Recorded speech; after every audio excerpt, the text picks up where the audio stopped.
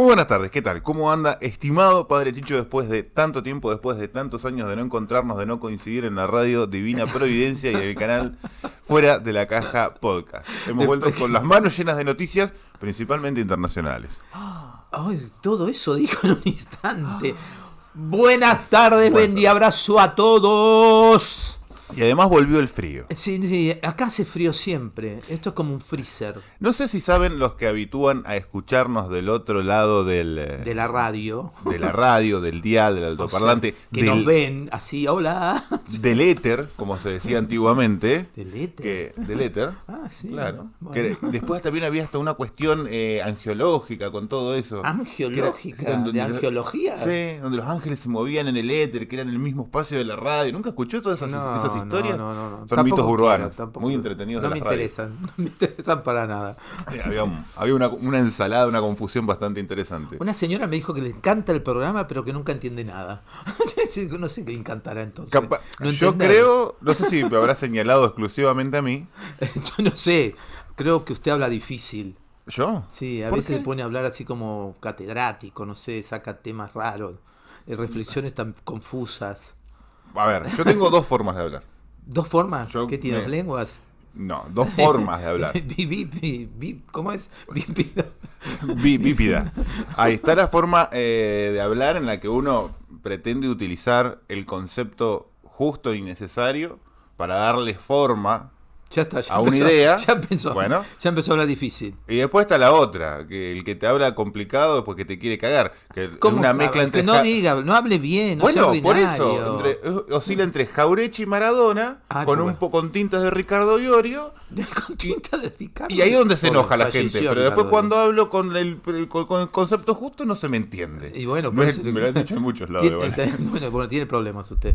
Y no acepta que necesita hacer terapia, eso es el problema. No, los terapeutas creo que se volverían locos con usted. No, sí, una buena panzada. Yo me divertiría mucho, creo, también. No, ellos creo que también se divertirían. Pero el Iván es no encontrarían nada. El Iván es el último refugio de los imberbes. Ay, por favor, no sea...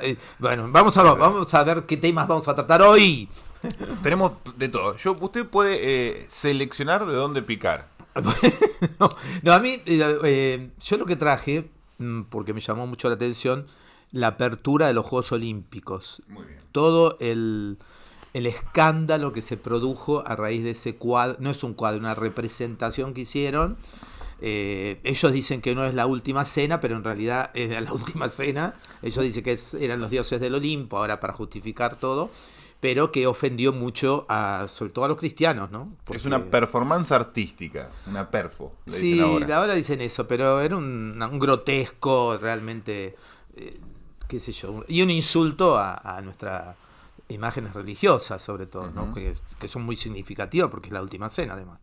Así que, bueno, trajo muchos revuelos, muchas denuncias. La iglesia francesa también sacó comunicados.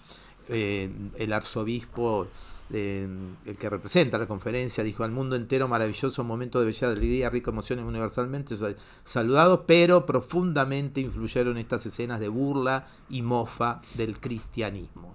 Todos los cristianos de todos los continentes se han sentido heridos por la desmesura y la provocación de ciertas escenas. Esto me hace recordar cuando venía acá también un famoso...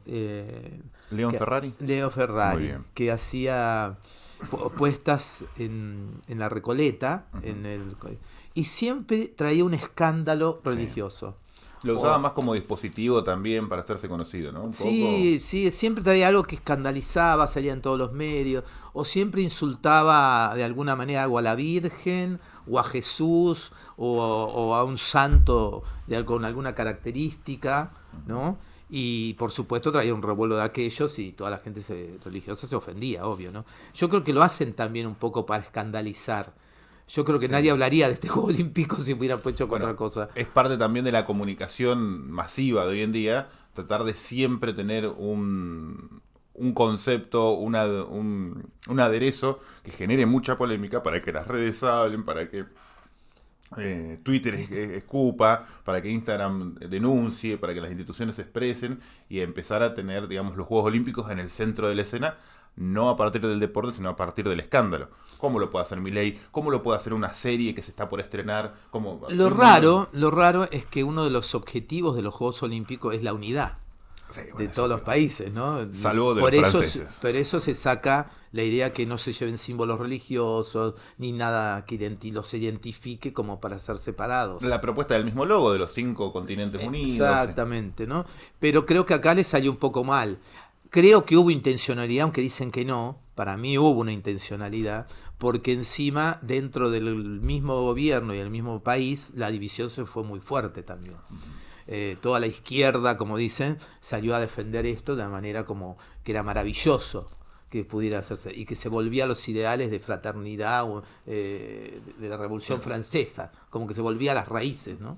Y de extrema derecha con Le Pen, todo un escarnio que se va dando, ¿no? Yo, verdad, no tengo opinión formada sobre eso. Tengo muchas preguntas. Y usted siempre iba preguntando cosas. Porque, a ver, mi opinión puede reducirse. Es Francia, ¿qué esperás? No, en Francia siempre tuve ese arte contestatario tonto, de nada muy pensado, muy genuino, siempre más por lo grotesco, lo burlesco, sin un humor cargado de simplemente... ¿Por qué usted generaliza? Como diciendo que toda Francia porque así. Francia tiene no, a mí me molesta. Los locales que idealizan Francia como si fuese el paraíso del arte, del cine, de la cultura, y los franceses... Claro, no, Moulin Rouge, Mon Amour, y hablan con una papa en la boca, y desde después del fusilamiento de guillotina a monjas, curas, todo desde la Revolución Francesa en adelante, que en parte también se le idealiza esa democracia, cocinada, sangre, fuego y cabezas rodando, y la gente idealiza y quiere ser como Francia. Yo creo que no es, a mi entender, los famosos pilares de la Revolución Francesa no son justamente para mí democráticos. No se llegó a una democracia por eso. Porque si para tener una democracia se necesita esa masacre, deja de ser democracia. A mí me parece que siento que se ha idealizado todos esos pilares de la Revolución Francesa, pero realmente no es un modelo a copiar, ¿no? Por otro lado, yo creo que los franceses tienen una gran...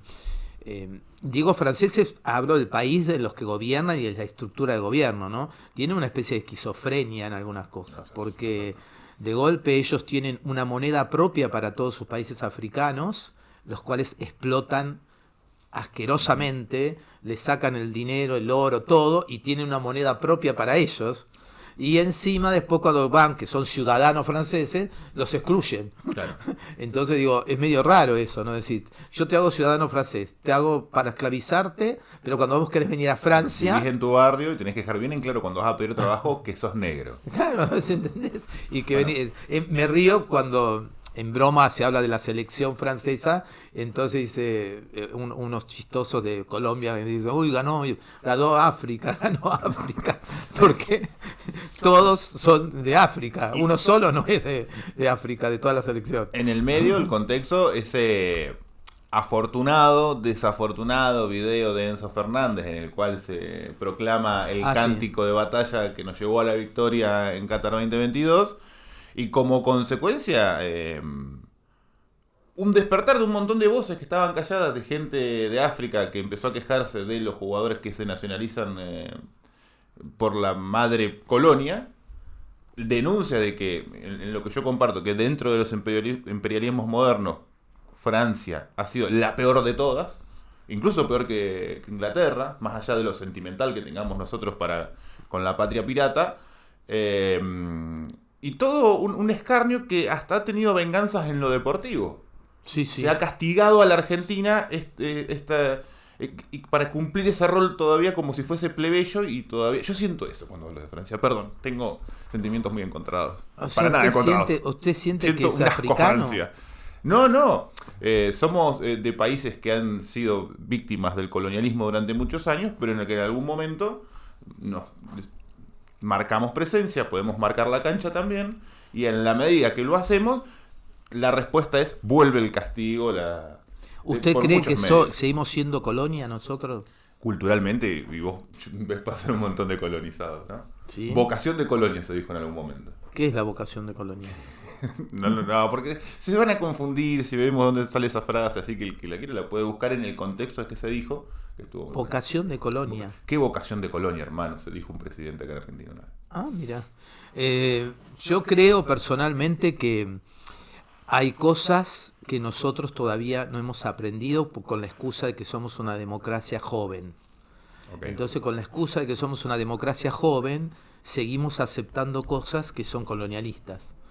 Y las vemos ya naturalizadas, me parece, ¿no es? No es que nos ponemos a reflexionar sobre eso.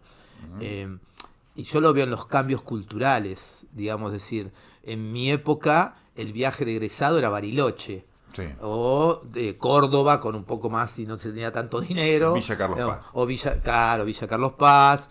Y era un viaje que más allá que había desmanes y desbordes, también se pensaba como un lugar de conocer lugares de lo propio de lo argentino, ¿no? Y ahora el viaje es a Miami, va a Brasil. ¿En serio? O, claro. Sí, Brasil sí. Pero... Es Miami, Brasil, o si no se cambia por Disney. Claro. ¿No? Entonces, si ya ahí tenés un cambio, digo, a los chicos nuestros no les interesa conocer. Yo conozco gente que me dice, me hablan de Jujuy, no me muero que voy a ir a conocer Jujuy. Dice, no, yo me voy a Europa, ¿no? ¿Entendés? También en eso Sí, hay, me parece, como un desconocimiento de la belleza nuestra, no valorado. No hay mucho más en Europa de lo que puedas encontrar en América. Claro, por eso, a mí me da la sensación esa. Pero no valorado lo nuestro, ¿no? Es decir, siempre hay una como desvalorización, menos cuando nos agarra el ataque de fútbol, que ahí pasamos a ser dioses con una autoestima altísima. Los mejores. Y los mejores. Los mejores, ¿no? a ver, ¿quién será campeón del mundo? Los mejores. Los mejores. Hace tiempo. Claro, pero yo creo que también somos mejores en un montón de otras cosas. Obviamente. Entonces, eso no se ve y no se traduce en los adolescentes, en los jóvenes, ¿no? Y después aparece este estilo de música que no es que no nos favorece. Todo el mundo callejero la toma con un lenguaje realmente que no enseña. La centroamericanización de Argentina está señalando. Claro, digo, porque de alguna forma se tomó una música con unas letras que no solo no forman, sino que deforman. Okay. O sea, ¿no? Hablar del delito como algo bueno, o hablar del físico de las mujeres como si fuera una un cosa objeto. Un objeto. Y eso es lo que yo no entiendo, porque tenemos un feminismo que hace un escándalo con todo. Sí, que a la tarde lucha por sus derechos, pero a la noche baila Bad Bunny. Claro, claro. Y no solo eso, sino que lo bailan y lo promueven. Entonces tampoco se entiende ese media esquizofrenia de acá. En las canciones te puedo usar todas las palabras que quiera, de groseras. El argentino siempre tuvo como pilares el folclore y el tango, pero en ese periodo de adolescente generalmente se enamora mucho de lo que hay afuera. Pero todo lo que se trajo de afuera siempre tuvo una apropiación cultural, produciendo desde una perspectiva local los mismos géneros que venían de afuera. Acá con el... Bueno, sí, así pasó con el pop, qué sé yo, pasó por el sí, pop. Sí. En el único momento que acá creció algo propio fue cuando fue el tema de las Malvinas, porque se prohibieron las canciones inglesas. Okay. Entonces nace el rock nacional con mucha fuerza. Pero después, digamos, se han apropiado de cosas que las hicieron nacionales, como que yo, Elvis Presley, el nuestro era Palito Ortega. Claro. O sea, es una cosa así, ¿no? Se van como apropiando. Las analogías. Por eso yo, volviendo al tema de la burla que se hizo de esto religioso, yo creo que nosotros tenemos que tener mucho cuidado cuando se burlan también de lo religioso nuestro. Bien. Que yo no veo como tolerante burlarme de una religión, porque una de las cosas que dicen siempre es que hay tolerancia, y usted tiene ese raya a veces que dice que somos tolerantes, hay que ser tolerante, pero una cosa es la tolerancia con respecto a alguien que piensa distinto, que qué sé yo, que cree, tiene otra fe. Ahí me generaba una duda a mí. Y otra cosa es que yo me burle de eso. Okay. O sea, yo no puedo ser tolerante ante la burla de alguien, porque eso no es bueno. Ahí me generan dudas, pero de corazón, ¿eh? A mí, yo le planteaba... ¿Tiene corazón usted? Tengo un gran corazón. Un gran corazón. Tanto que se me bajó a la panza. Por momentos, ahora estoy más o menos. Se tendría que hacer una dieta. Eso es un bofe, no es un corazón. Pero a ver, no habla con inocencia y con el corazón abierto, vamos a decirlo, abierto, a corazón abierto. Vamos a hablar de corazón abierto. ¿No habla bien de una La cultura que permita y tolere la burla para con sus... A mí yo la burla de lo sagrado no lo comparto, pero aún así hago ¿La la burla de pregunta. los qué? De lo sagrado. Ahí los límites son los débiles y lo sagrado para el humor, para mí. Bien. Más allá de que el lugar sagrado que tengamos en común, pero es otra discusión. Que va a venir como segunda pregunta después. Pero no habla bien mejor de Occidente cristiano que permita este tipo de humor o este tipo de arte, aún llamándolo así, en los marcos del entendimiento y la tolerancia con la religión y la sociedad que tiene. Y habla mal de, por ejemplo, si esto se hace en un país musulmán, al otro día son Claro. condenados a muerte, pero lo digo porque No, pero usted lo está La hablando primera en respuesta blanco que- y negro. Por la eso primera digo, respuesta que alguien decía en la calle, esto en el Islam no pasa, lo matan. Como si ejecutar a las personas que llevaron ese acto, entre comillas, artístico, sea algo positivo. No, a ver, yo creo, no estoy de acuerdo, por supuesto, yo no mataría a nadie, o sea, no es eso, a mí me Salvo parece... 2 o 3 a nadie. No, yo digo, ¿por qué se llega a que alguien no se dé cuenta que esto hiere? A eso me pregunto. O sea, a ver, hay un humor negro que hiere. Cuando se hacen humores con las discapacidades de las personas, Sí. eso hiere. Y es un humor negro. Y la gente lo utiliza y lo llama humor negro. Pero lo que no se da cuenta es que está hiriendo. O sea, por eso digo, entonces digo, a mí me parece que nosotros tenemos que rever algunas cosas. Así como antes, la mujer objeto, como usted nombró, las películas del gordo Porcel, hoy no se podrían hacer. No, gracias a Dios. ¿No? Por eso digo, hoy no se podrían hacer, no se permitiría. ¿Por qué? Porque era el uso, el abuso de mucho del cuerpo de la mujer, ¿no? Y una denigración. Pero decimos, no se pueden hacer esas películas, pero vemos cosas ahora peores. Claro. Y decimos que se ha normalizado. El otro día veía una serie que se llama Elite, que digo, por favor no la vean. No, por el amor de Dios, no ve eso. No vean eso, porque es un quinto año de las clases altas. No hay nada prohibido en esa, nada. Es como que están sin límites, están desinhibidos de toda regla social. No puedes ver más de 3 minutos con un menor. Eso sería el concepto, ¿no? Es una cosa tremenda, ¿no? De la droga, de las relaciones mezcladas, del robo. Es una cosa de todo lo que es corrupción. Y yo decía, y todo está naturalizado. Sí. Ahí, ¿no? Entonces decía, el que ve esa serie, que ya va por su cuarta temporada, no es que hizo una temporada y no más.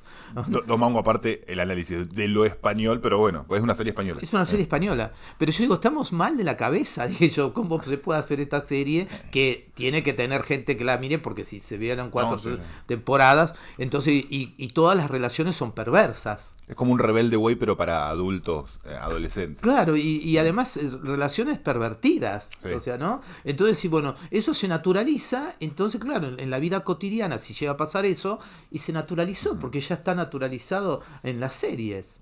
Por más que te digan, no, pero esto es una serie de ficción. Entonces, pero a ver, por más ficción que sea, se está presentando como si fuera una realidad, y esa realidad la gente la va tomando. O sea, es como decimos siempre, ¿no? Nosotros no estamos exentos de todos los estímulos que produce toda la sociedad. Estamos adentro. Entonces los estímulos también nos afectan. Por eso esa necesidad de reflexionar bien sobre algunas cosas. Porque nosotros no nos damos cuenta y de golpe hacemos un chiste ofendiendo a 1000 personas. Y la gente ni se da cuenta que lo ofendí.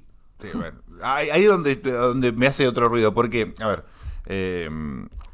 por esta época no estoy ocupando el sillón de lo conservador, ¿no? Porque en las postrimerías lo están ocupando gente indeseable. Hay veces que depende Que ha cambiado, ¿eh? claro, ¿Cómo ha cambiado? Cómo cambia la bocha. Entonces uno tiene que reacomodar su perspectiva y darle forma también a su propio pensamiento.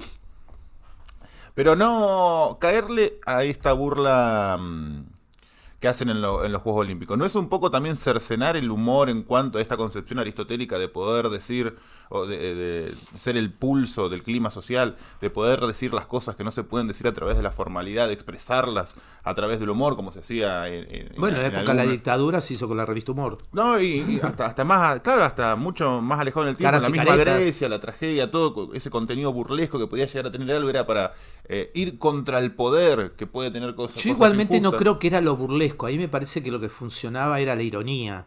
Depende del recurso que se tenga, porque Claro. el mismo Castellani utiliza eso como dispositivo La ironía es para inteligentes. Claro. Esa es real.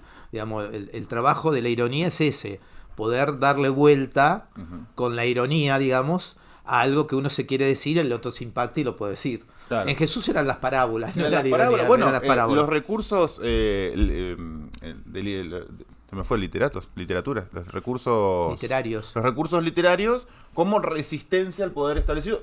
Es magnífico leerlo en la historia, pero no es un poco si cercenar esa capacidad del humor por una cuestión, vamos a decirlo, religiosa. No quiero decir que yo piense esto, pero quiero... Pero yo creo también que nosotros con el tema de la libertad de expresión nos hemos permitido agredir, insultar, ofender, Okay. y eso no es libre expresión. O sea, a mí me parece que ahí hay algo que hay que corregirnos y autocorregirnos, no sé cómo sería la autocorrección de eso, porque así como tenemos alimentos que tienen fecha de caducidad y gracias a eso no nos envenenamos, porque alguien hace la calidad de los alimentos, o yo sé que abro la canilla y tengo agua potable porque confío que es potable, Exacto. porque alguien la está controlando, yo creo que lo que hace daño al espíritu o a la mente también tiene que sacarse del contexto. Porque yo, por ejemplo, algo que no entiendo, bueno, el cigarrillo hace mal, pero la persona es responsable de que fumar. Entonces te ponen un cartel con alguien que está muriendo en la cajita para que sepas que vos te vas a matar. Yo ¿no? como fumador lo vi una vez, hace 5 años, después me olvidé que tenían esa imagen en los paquetes. Bueno, Pero está bien. por eso digo, esa es una realidad. Es decir, ¿qué sociedad vende algo que sabés que te produce cáncer y te lo avisa? Eso no es real. O sea, es real en esta sociedad enferma. Pero si yo sé que te va a enfermar, no lo tenés que vender. O sea, ay, pero las tabacaleras, ¿qué va a pasar con las tabacaleras? Bueno, no sé qué va a pasar con las tabacaleras. El gran negocio de las tabacaleras. Claro, digo, bueno, pero a mí me parece ahí vos como... me atacás como fumador, yo me tengo que defender, pues es la reacción que tengo como adicto. Bueno, prohibamos las redes sociales que estupidizan y matan el cerebro de la gente. Y Le yo quitan la creo capacidad crítica. Yo creo que habría que controlarlas, digo, de alguna manera. Yo creo que sí. Hay cosas que se tienen que controlar. A mí me parece que no todo el mundo, sobre todo cuando en las redes tienen acceso cualquiera. No es que me digas los niños no la ven. O sea, nunca me voy a olvidar, y te estoy hablando hace 20 años atrás, un chico de 3er grado de San Juan. Me vino, yo era catequista de él y me mostró, ya estaba el celular, obvio, ¿no? Entonces me mostró una filmación de una autopsia de un muerto en Rusia. Por encima los rusos suben mucho contenido gore, de armas, de... Sí, entonces, y todos los chiquitos la miraban como de una autopsia. Yo decía, me parecía tan desagradable todo eso, tan necrófilo. Lo nuevo. Que yo decía, ¿pero qué te atrae de esto? No, es que me da hasta miedo. Entonces, digo, eso es peligrosísimo. Sí. O sea, entonces, ¿qué sé yo que ven los niños en estos momentos? Uno dice que puede controlar a sus hijos lo que ve. Hasta ahí nomás. Hasta ahí nomás. No todo, ¿no? En líneas generales hay cosas que se te escapan, lo vivo con mis propios. Claro, hay cosas que se escapan. Por eso, esas y cosas el daño que puede producir una cosita que se te escapó es muy difícil de revertir o irreversible. Totalmente. Y eso totalmente. Que yo tengo consumo, control a través de aplicación y control personal. O sea, no sé, de las dos cosas. De las dos cosas, sí. Y se escapan igual. Entonces, digo, a mí me parece que esas cosas que a vos como papá se te escapan, yo creo que el Estado tiene que tener una presencia mínima. No hablo de la censura, viste, de antes que tenía que... Es como, me acuerdo, no sé en qué museo de Europa habían puesto todos pañuelos genitales de las obras de arte. Sí, ¿viste? No digo esa pavada, ¿no? Pero digo, me parece a mí que en las cosas que ya están afectando a las personas. Nadie se pregunta, por ejemplo, por qué la cantidad de suicidio de los jóvenes, por qué las depresiones de los jóvenes. Nadie se está preguntando esto seriamente, ¿no? Y creo que cuando pasan estas cosas, que se hace un gran escándalo por la burla de la última cena, en realidad lo que nos lleva a replantearnos por qué se llega a hacer esto, si es simplemente para que haya publicidad o es porque todos los valores ya se están distorsionando, ¿no? Digamos, al distorsionarse los valores. Cuando me dicen los valores son eternos, los valores son cambiables. No, pará. No. Estamos dando caminos medio raros, digo, que cambian situaciones, que cambia la cultura, que antes no había la comunicación que hay ahora, que ahora nos enteramos de un montón de cosas que antes no nos enteráramos, todo eso está perfecto, pero el valor de la verdad sigue siendo el valor de la verdad. O sea, no es porque ahora haya noticias falsas que se convierten en verdaderas, el valor de la verdad no existe. No, el valor de la verdad sigue existiendo, como el valor de la justicia sigue existiendo. Entonces, no es que se han modificado los valores, que no se cumplan, que se distorsionen, que se hagan corrupciones y todo eso, también es real. Entonces ahí me parece que nosotros tenemos que apuntar. ¿Qué valores realmente queremos como una sociedad que está creciendo? Lo que a mí, yo veo lo que está pasando, que se está desvalorizando todo, ¿no? Y al tener la economía como el valor superior ante todo, todo lo demás está debajo, y ahí estamos perdiendo como seres humanos. Pero ahí le han dado la razón a Marx. Exactamente, terminan dándole la razón a Marx. Pero yo lo que digo es esto, digo, de alguna manera se está deshumanizando y a través de por una economía que nunca llega a ser la economía que se dice, ¿no? Siempre están que ya vamos a llegar dentro de 30 años, 40 años, 60 años, 70 años, van pasando los inviernos de Alzogaray, los inviernos de Alfredo Martínez de Oz, los largos inviernos. Los largos inviernos. Entonces estamos pasando inviernos, y se va deshumanizando cada vez más. Nos deshumanizamos no solo en esto de los valores, sino también que nos deshumanizamos como comunidad, que ni siquiera hablo comunidad cristiana, hablo comunidad humana. La brecha que hay ahora entre pobres y ricos cada vez es más grande. Y cada vez se le culpa más a los pobres, como diciendo, vos sos pobre porque querés. La Este culpa de esta sociedad es pobre, vos que no laburás, que sos bueno, vago, que sos en negro, todos lados hay no entendés laburo. nada del No? goce. Claro, y además con esta cuestión de vos vivís en la villa porque querés. Claro. Hay gente que progresa. Mis padres cuando vinieron de Italia vinieron igual y no hicieron como vos. Y todo ese tipo de cosas hace que realmente la gente se empiece a sentir peor. Y es verdad que, por ejemplo, ha pasado, hay generaciones de 3 generaciones que no han trabajado los niños a las 3. Que no han tenido trabajo ninguna de las 3. Entonces, esa generación, ¿dónde aprendió el trabajo? Sí, culturalmente, ¿cuál es el valor, la dignificación? ¿Cuál es su disciplina? O sea, andá a levantar temprano a un pibe en estos momentos que está sin trabajo y sin ir a estudiar. ¿Dónde está? Toda la noche caminando, si consigue alguna raya o algún polvito por ahí, y terminan a las 4 de la mañana y se van a acostar a las 6. Entonces, no, se tienen que levantar temprano. ¿Quién se va a levantar temprano?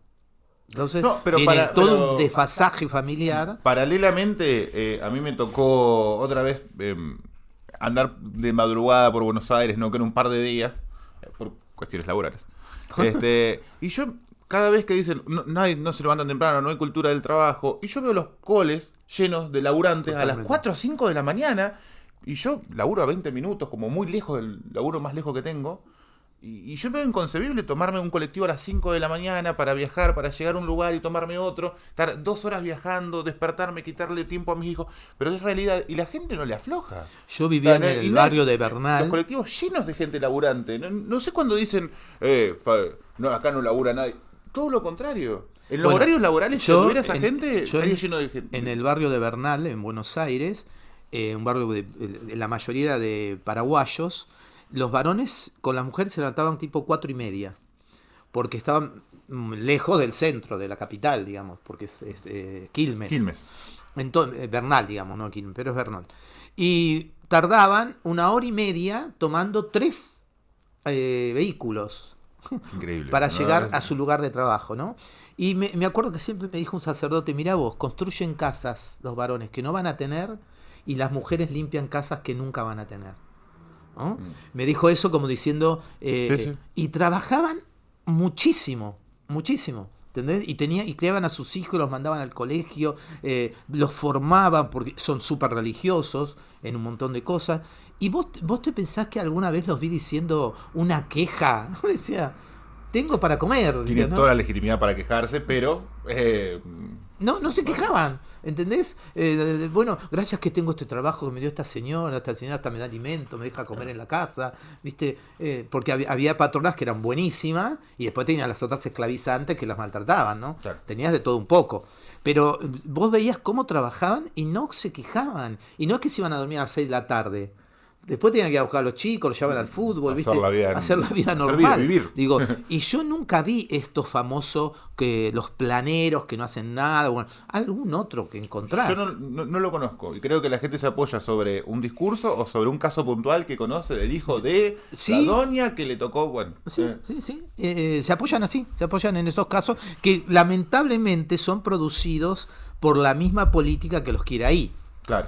O sea, no es que el tipo es vivo y consiguió un plan. No, vino otro vivo que está cerca de no sé quién, del consejo de no sé quién o de la intendencia de no sé quién, y le ofrece para que pueda ser un puntero que controle y un montón de cosas más. Porque después he conocido punteros que son más buenos que la Madre Teresa. Le conseguían comida a todo el mundo, le conseguían los colchones, ¿entendés? Y buscaba a la gente más vulnerable para ayudar en eso, ¿no? Uh-huh. Por eso yo creo que nosotros también tenemos que tener cuidado con nuestro lenguaje y con nuestras formas. De esto del humor, por ejemplo, también, porque vuelvo a lo mismo, un humor que ofende deja de ser humor. La persona que está ofendida, digamos, no se ríe. Es como ahí, la persona que ¿qué te está riendo? Ahí es donde vuelvo, y iba a cerrar la tercera pregunta antes de viajar hacia otro punto del plano para analizar otra noticia internacional importante sucedida hace unas horas nomás. El humor no puede ser la sensibilidad. Perdón, ahí sí no lo formulo en forma de pregunta, sino de aseveración, porque dado la cristalería que nos encontramos en cuanto a emociones, el humor oficia de elefante, cualquier cosita que mueve ofende. Y perder la capacidad de humor no solamente es la capacidad de reír o entretenimiento, sino la de canalizar muchísimas críticas, posturas sociales, el mismo humor político como concientizador de un montón de realidades, la denuncia a través del humor. Hoy siento que a ciertas generaciones no se les puede, y no quiero decir chistes sobre mujeres, chistes sobre... Bueno, a ver, por ejemplo, el humor... Si no nos quedamos en el humor landricinesco, que siempre mi papá... No, humor es landricina, con todo respeto, papá, te quiero mucho, pero no sé si eso es humor solamente. A mí me gusta mucho el humor que daña, hiere, pero no en cuestión de A ver, personal. Por ejemplo, el otro día cuando echaron a este tronco de streaming, que lo echó Fantino, que es uno de los accionistas del canal, lo echó porque el señor que llamó hace un chiste... Eso ni siquiera era gracioso. Bueno, entonces digo, es un chiste realmente ni siquiera de mal gusto. Estamos hablando de una cosa que era perverso todo lo que estaba diciendo. Entonces, decir, y él lo tomó como un chiste, o sea, el señor que llamó. Él lo tomó como gracioso, si no lo llamaría a decirlo. Habría que ver, digamos, qué pasa. O el otro día lo mismo pasó con el chico, el hijo de Araceli González, que hace un chiste imitándolo a Pepito Cibrián sobre una niña que él conoció, qué sé yo. Estás hablando de una niña de 5 años que realiza un acto sexual de un adulto. Que estaba ejerciendo la prostitución por lo que... Claro. Entonces decís, bueno, ojo, ese ¿qué chiste es ese? No, a ver, eso no es humor, eso no es gracioso. Para mí, y esto es una discusión eterna que se reflota cada tanto, los límites del humor siguen siendo los débiles o los sagrados. Lo sagrado en este caso, hay cuestiones que no es que no se pueda hacer humor, sino que se deben respetar por la misma eminencia del lugar sagrado. A mí me pasa, por ejemplo, en TikTok, gente que se ha ofendido por tener el títere de Jesús. Y por sacar el títere de Jesús, hay gente que supuestamente son gente evangélica, pero hay gente que ve blasfemia en todos lados. Bueno, entonces digo, por eso digo, hay sensibilidades que se están ofendiendo. Yo no me puedo poner en la sensibilidad de todos. Bueno, ahí está, ahí mismo vos te refutaste. No, a ver, yo creo esto. Una cosa es, a ver, nosotros tenemos como parámetros, o sea, no somos todos iguales. Obvio que lo que te ofende a vos no me ofende a mí, quizás, ¿no? Eso es una cuestión. Pero cuando hay límites que tienen que ver con la dignidad de la persona, ¿por qué aparece el bullying? En mi época me decían antiojudo y yo no me iba a llorar, o me agarraba a piña y se terminaba el tema, pero no iba a decir vamos a juicio porque me están haciendo bullying porque soy antiojudo. Porque tiene lentes. Claro, tengo lente, punto, ya está. Cuatro ojos. Sí. Bueno, ahora andá a decirle cuatro y salimos en todos los diarios y después hace un juicio por bullying y después no sé qué. Eso que antes se tomaba como natural, ahora ya no se toma como natural tampoco, ¿no? Bueno, ¿por qué? Porque hubo un avance de civilización, si querés, humana, decir, bueno, en la persona se reían todos menos la persona. Entonces ahí está faltando el respeto a la persona. Pero ahí es lo mismo, el fuerte contra el débil. Creo que el límite es el débil. El humor no se puede ejercer del fuerte, no se puede ejercer de arriba para abajo, como hizo Milei. Claro. En su momento que le preguntaron, pero hay gente que se muere de hambre. Yo no vi nadie muriéndome en la calle. Eso es una forma de humor, es responder con cierto humor, pero no puede ejercer de arriba para abajo porque eso es ofensivo. No se puede jugar con vos teniendo para comer todas las noches con el que no tiene. Ahí está atentando contra la dignidad. ¿Ves lo que digo? Cuando se atenta contra la dignidad de la persona, cuando él dijo, bueno, si se está muriendo de hambre lo tengo que ver muerto. Claro. ¿No? Decir eso es totalmente, ¿cómo te puedo decir? De las ironías que no se pueden hacer contra las personas. Bien. porque le está faltando el respeto a la persona que no puede comer. El bullying también en ese sentido es el fuerte contra el débil. Siempre fue así, o sea, y sobre todo son muchos contra uno a veces, Claro. ¿no? Pero yo creo que vuelvo a lo mismo, a mí me parece que hay cosas que no se deben meter dentro del humor o de la ironía, porque son cosas sagradas. Por ejemplo, yo no me puedo meter con los pañuelos musulmanes, ¿entendés? Es decir, que lo que quiere hacer Francia, que le quiere sacar el pañuelo a todas las mujeres. Eso es una decisión que la tiene que tomar la persona que es religiosa. Digo. Ahora, si esa religión, pero digo, vuelvo a lo mismo, ojo, yo, por ejemplo, no respetaría la religión hindú si tengo que casar a mi hija de 10 años con un hombre de 40. No, claro. No respetaría esa religión, ¿se entiende? Porque atenta contra otro valor superior. Claro. A mí me parece que hay religiones, que se la podrá llamar religiones, pero atenta contra el valor de la dignidad de la persona. Correcto. O sea, entonces también ahí uno tiene que intervenir. Porque si no, cualquier religión, volvemos al canibalismo y decimos, por eso creen en el canibalismo. La misma discusión pasó creo que con los testigos de Jehová en su momento, o los mormones, que no se dejaban hacer infusión de sangre. No se dejan. Y tampoco era ético para el lugar, el centro de salud en el que se encontraba, dejarlo morir porque no se quería hacer una transfusión de sangre. Hay como choque de coalición de derechos. Claro, los mismos ellos que no pueden estar contra los símbolos, están, ¿no? Entonces no juran la bandera, no hacen un montón de cosas. Eso de la frontera para afuera, acá en Argentina tiene que haber algo que genere unidad desde lo simbólico y cultural. Sí, yo creo que los únicos casos, y al chico lo conocí, que pusieron un principio de conciencia, que fueron los primeros que ganaron, fue un judío y un chico que después fue desaparecido, que ellos no iban a portar armas, nunca, porque no se lo permitía su conciencia. Y ganaron, ¿no? Fueron a sus oficinas, hicieron el servicio militar, pero sin portar armas. O sea, no hicieron nuestras instrucciones. Eso no me pareció mal, porque es un problema de conciencia serio, decir eso, ¿no? Decir, yo no voy a matar a nadie, por más que sea mi enemigo, o por más que me lo mandes vos. ¿Entendés? Entonces a mí me parece que eso también tiene que ver con algo mucho más profundo de la dignidad de la persona, y por algo también la Iglesia sacó la pena de muerte, que antes la validaba, la terminó Juan Pablo II, terminó diciendo, bueno, ya basta, no hay nada que garantice que sea bueno para una pena de muerte, ya está. Ni es bueno en los tiempos que corren, ni no hay un órgano que la puede ejercer con coherencia. No, y ahora sigue estando. O sea, y yo estoy convencido, con tristeza lo digo, ¿no? Que si acá, primero porque me doy cuenta porque voy a la cárcel a visitar a muchos presos, y me doy cuenta que la conciencia colectiva de nuestra Argentina es que tienen que estar muertos. O sea, ni siquiera merecen el castigo de vivir y mantenerlos. Claro.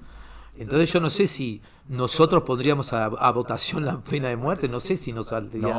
Nunca adhieran a un plebiscito de la pena de muerte, porque gana por afuera en Argentina. Sí, por eso digo, a mí me parece que es un disparate poner un día el plebiscito, porque sé que va a ganar la pena de muerte. Sí, hasta, bueno, es una cuestión más de fondo, pero hay muchas personas que lo hablaron y lo dejaron entrar en algún momento. Incluso Mayra Arena habló un poquito de cómo en la misma villa tienen una visión extraña de la pena de muerte. Sí, todos tienen como que el que hizo daño no tiene que existir. Claro. No hay rehabilitación ni reparación ni nada, ¿no? Bueno, todo contrario a nuestra religión.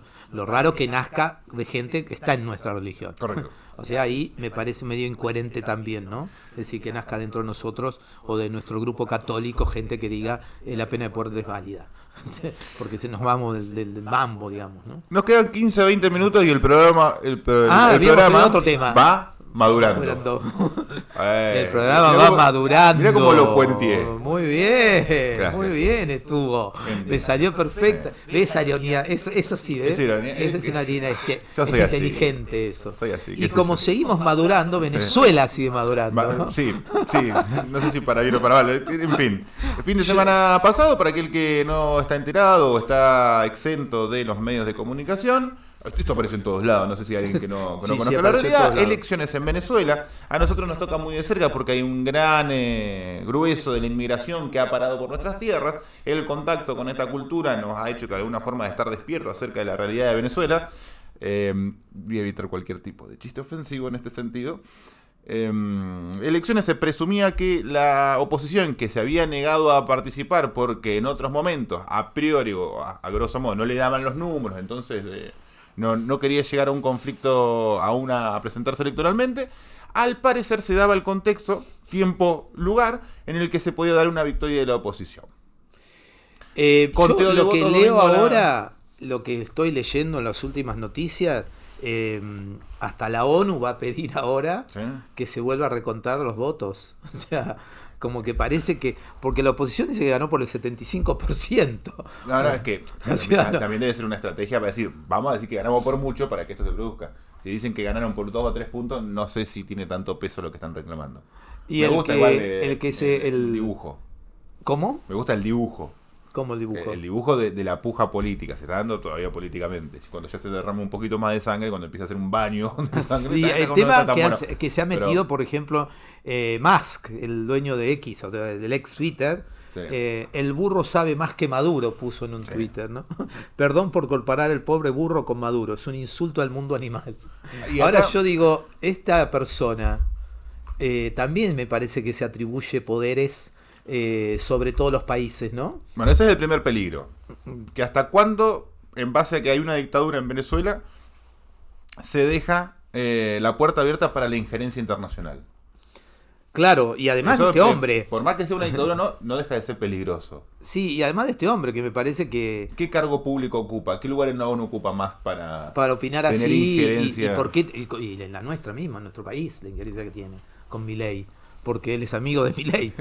Y es más, Maduro parece que va a sacar a 7 embajadores de 7 países. Es aliado comercial. Porque no es amigo, es aliado comercial. No, ¿qué es aliado comercial? ¿Musk? Con Milei, claro. Ah, bueno, pero a mí me parece un disparate todo lo que dice y lo que hace. Y además Musk me parece que más allá de su ideología capitalista, con todo el poder del mundo, hace que su dinero pese más en países que saben que son vulnerables económicamente. Sí. Entonces es un manipuleo y un... ¿Cómo puedo decir? Como una estafa lo que hace con cada país, ¿no? Porque busca países que tienen problemas económicos para él presentarse como el gran salvador, ¿no? Y por eso, y como tiene tanto dinero, él hace lo que quiere después, ¿no? Y hace lo que quiere con los países, no ya con las personas. El real niño menemista, ¿no? Claro, estamos todos locos cuando uno lo ve hablar, opinar, decir, y creo que me parece que se le está yendo la mano. Ahora, ¿quién frena a un multimillonario que maneja hasta países? O sea, la ONU, tiene que haber una ONU para personas, ¿sabes? Claro, también. Una ONU de individuos. Claro, porque digo, ¿quién frena una persona así? Así como el otro lado, ¿quién frena si lo de Maduro es mentira? O sea, ¿qué hacen? Bueno, ¿quién tiene que intervenir? Esos límites son históricos, digamos. ¿Hasta dónde puede tener injerencia la comunidad internacional sobre un país? ¿En base a qué principios? ¿En base a qué valores?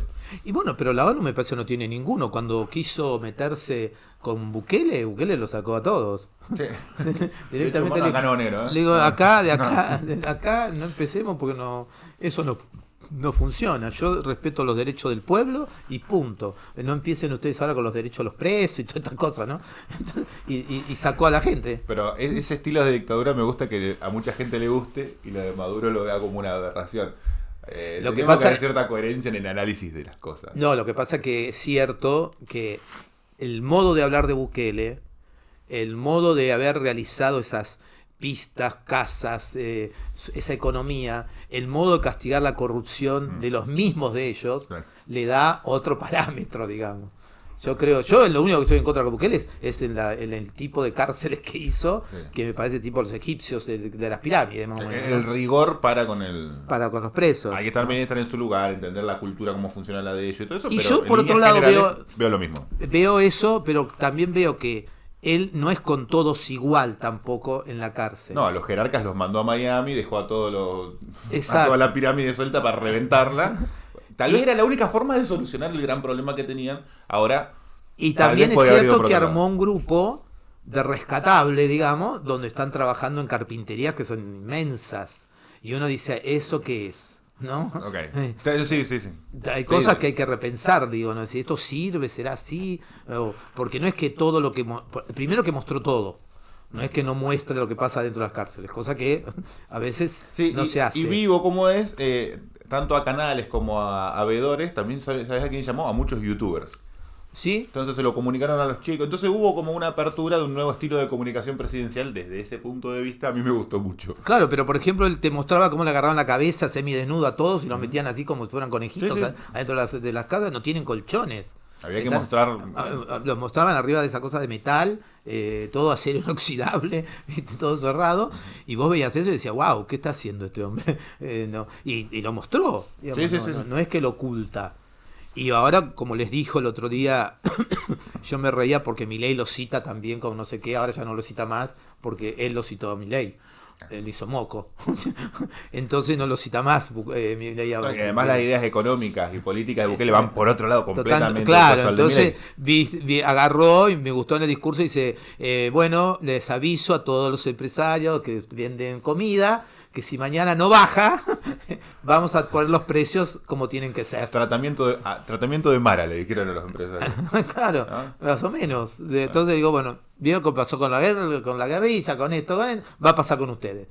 No diga que no les advertí. A ver, a mí me gusta eso, que aprenden a los empresarios que ponen cara a la comida. Tengo cierta inclinación aquí, me parece que es una política favorable. Ahora, ¿en qué momento ese tratamiento que tiene para con el narcotráfico se trasciende al resto de la sociedad? Ahí es donde está el peligro, ¿no? Sí, de sí, una sí. persona tenga demasiadas ansias de poder que quiera manejar todo así. Sí. Porque hay que pesar entre el intervencionismo y las libertades, tiene que estar el justo medio.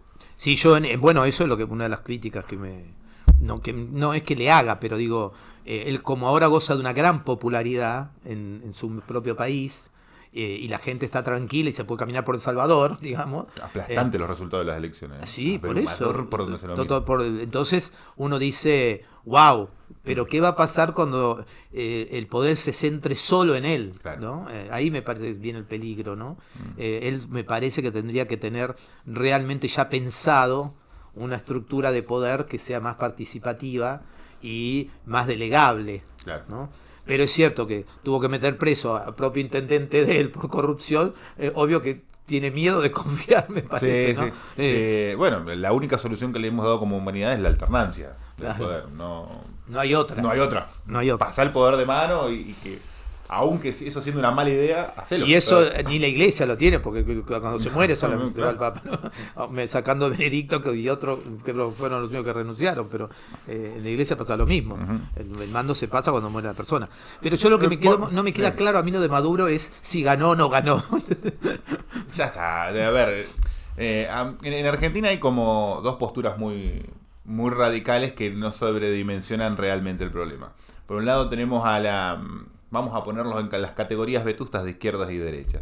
La derecha, que está en columnada 3 de Milei, que ve en Venezuela un país que ha recortado todas las libertades individuales y simplemente analiza que Maduro es un dictador. Y por otro lado, el de las más apegadas a la izquierda, ese cierto romanticismo que se genera en 2012, 2013, con la confusión de lo que era la revolución bolivariana. Señora, que- si no lo está entendiendo, yo tampoco, no se da problema. Las dos visiones de lo venezolano, nosotros optamos por el medio, por la tercera posición, digamos, de analizar Maduro como algo ajeno, de estar enamorado de la revolución bolivariana.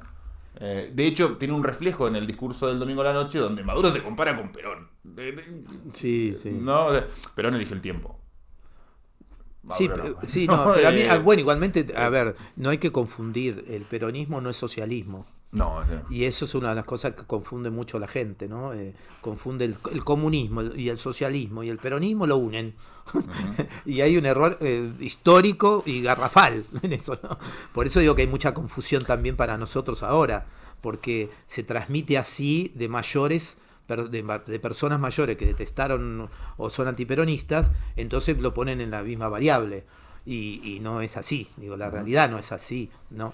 Entonces uno tiene que también entender que pueda mirar al chavismo como comunismo, porque fue a visitar Cuba. Y que la revolución bolivariana, como ellos la denominan, tiene tres grandes momentos. El Chávez de los 2000, el Chávez que empieza con los contactos con Fidel Castro, que ahí cambia abruptamente las políticas, y el de Maduro. O sea, son tres momentos muy distintos y meterte en una misma bolsa es incómodo. Yo justo principalmente porque fui falta un poquito en la el primera rigor histórico. etapa, estuve porque... ¿Qué tal? Sí, estuve en la Mirá. primera etapa en Venezuela por el tema que yo trabajaba con chicos con síndrome de Down y ahí tienen una asociación muy grande que se llama BESID y había un congreso internacional de personas con síndrome de Down.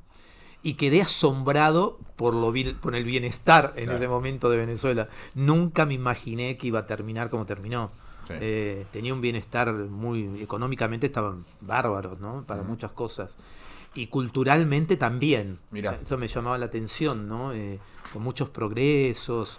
Pero nunca pensé, estoy hablando del año 2000, así que no pasaron muchos años. Pero nunca pensé que iba a pasar tan grave, ¿no? Con lo de Maduro. Nunca pensé que llegaría tanta pobreza, porque la inmigración que se fue, digamos, la gente que se fue es muchísima.